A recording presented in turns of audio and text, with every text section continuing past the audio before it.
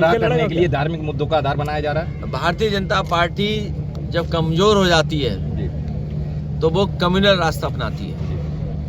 अयोध्या की हार के बाद पूरे देश ने देखा कि किस तरीके से भारतीय जनता पार्टी की कम्युनल पॉलिटिक्स खत्म हुई है। ये जितना भी वक्फ बिल लाया जा रहा है और खासकर अल्पसंख्यकों पर अन्याय हो रहा है, अभी तक तो ये मुसलमान भाइयों पे कर रहे थे अन्याय। ये इतने ताकतवर हो गए बीजेपी के लोग कि किसी की परवाह नहीं कर रहे हैं। जैन समाज के लोगों का मंदिर छीन लिया बम्बई में, सोचिए आप। मध्य प्रदेश में कई जैन समाज के लोगों पे अटैक किया।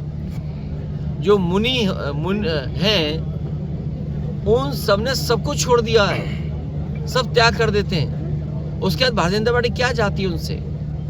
क्रिश्चियन से एंग्लो इंडियंस का एक हाउस में उनका सीट रिजर्व होती थी, आरक्षण था, वो छीन लिया। जीएसटी कानून ला करके व्यापार छीन लिया। नोटबंदी ला करके सबका रुपया छीन लिया।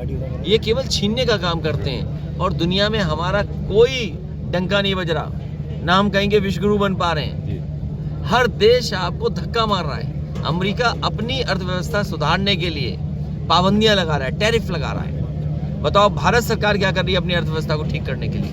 अपने किसानों की भलाई के लिए सरकार क्या कर रही है? अच्छा, बंगाल में जो हिंसा की बात आ रही है सामने, वहाँ पे लोग आंदोलन हो रहे हैं, उग्र हो रहे हैं, बीजेपी आरोप लगा रही है ममता बनर्जी पे, क्या लगता है? भारतीय जनता पार्टी किसी भी घटना से राजनीतिक लाभ लेना चाहती है। जो कुछ हुआ होगा उसमें कहीं ना कहीं भारतीय जनता पार्टी का भी हाथ रहा होगा। मैं अपने पड़ोस की कहानी बता सकता हूँ, तालेग्राम की।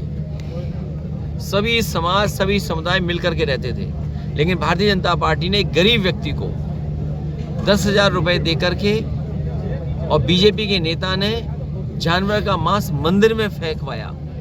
जब उस व्यक्ति ने मना किया कि हम नहीं फेंकेंगे, तो बीजेपी का नेता खुद गया मांस फेंकवाने के लिए, और उसका परिणाम यह हुआ कि दंगा हो गया। बड़े पैमाने पे नुकसान हुआ, दुकानें जल गई, तोड़ दी गई, आपस में सौहार्द खत्म हो गया। और फिर जब खुलासा हुआ तो 17 भारतीय जनता पार्टी के नेता जेल गए, एनएसए लगा उन पर। तो ये तो एक घटना उत्तर प्रदेश की मैं बता रहा हूँ। आप मुख्यमंत्री जी की भाषा नहीं जानते?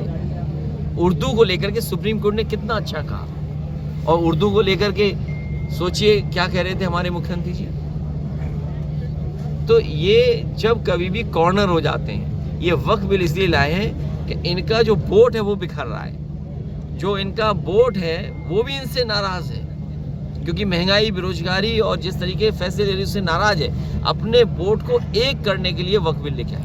धार्मिक मुद्दों का जो उन्होंने हथियार बनाया हुआ है, बिहार क्या में गठबंधन किस तरह से आपका गठबंधन लड़ेगा बिहार में? अभी तक तो जो बातें सुनने में आ रही हैं और जो मुझे जानकारी मिल रही है कई नेताओं से, इंडिया गठबंधन वहाँ चुनाव लड़ेगा मिलकर। गठबंधन को लेकर के आज कैबिनेट मंत्री ने कहा है कि यूपी में सपा कांग्रेस से इसलिए गठबंधन करती है क्योंकि मुस्लिम वोट को साधना चाहती है। कौन नेता बोल रहा है? कैबिनेट मंत्री है जयवीर सिंह, आज उन्होंने कहा है। ये कोई मंत्री हैं? ये कोई मंत्री हैं? ये बताइए आप, एक मुगल म्यूजियम बना था आगरा में, मुगल म्यूजियम। इस सरकार ने उसका नाम कर दिया छत्रपति शिवाजी महाराज जी के नाम से। जब हम लोगों ने कहा कि दुनिया का सबसे बड़े आर्किटेक्ट से हम लोग बना रहे थे, मुख्यमंत्री जी ने धमकाया तो वहाँ चक्कर काटने गए थे, मुगल म्यूजियम देखने गए थे। इनके हाथ में कुछ नहीं है। ये बड़ी यात्रा पे जाने वाले हैं 27 के बाद। अच्छा, गाजियाबाद में भी टूरिज्म मंत्री जो हैं, आप बताइए मैनपुरी में कोई बड़ा काम टूरिज्म का हो गया हो? टूरिस्ट बढ़ गए?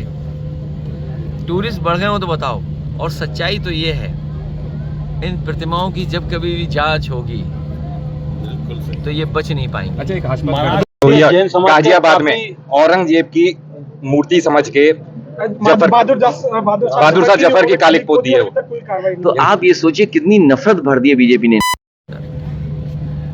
नफरत में आंखें बंद हो गई, जलन में आंखें बंद हो गई।